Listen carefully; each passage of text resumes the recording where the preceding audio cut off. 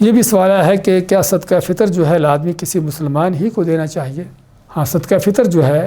اور اسی طرح زکوٰۃ جو ہے اس کا حق صرف مسلمانوں کا ہے۔ اللہ نے زکوٰۃ کے جو 8 مدیں ذکر کی ہیں، جس کا ہم نے ذکر کیا کچھ دیر پہلے،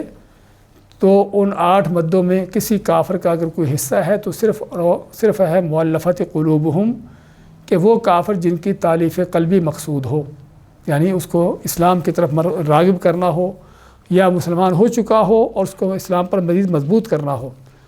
تو صرف ایک یہ مد ہے کہ جہاں پر کسی غیر مسلم کو زکوٰۃ دی جا سکتی ہے، اس کو دعوت کی نیت سے، اسلام کی طرف لانے کی نیت سے۔ ورنہ کوئی کافر غریب فقیر ہے،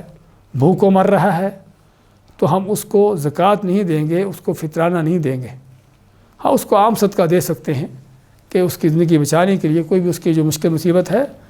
تو اس میں اس کو عام صدقہ دیا جا سکتا ہے، لیکن زکوٰۃ اور فطرانہ جو ہے وہ صرف اور صرف مسلمانوں کا حق ہے، انہی پر خرچ ہونا چاہیے۔ تو اس لحاظ سے زکوٰۃ الفطر جو ہے وہ کسی کافر کو نہیں دی جا سکتی۔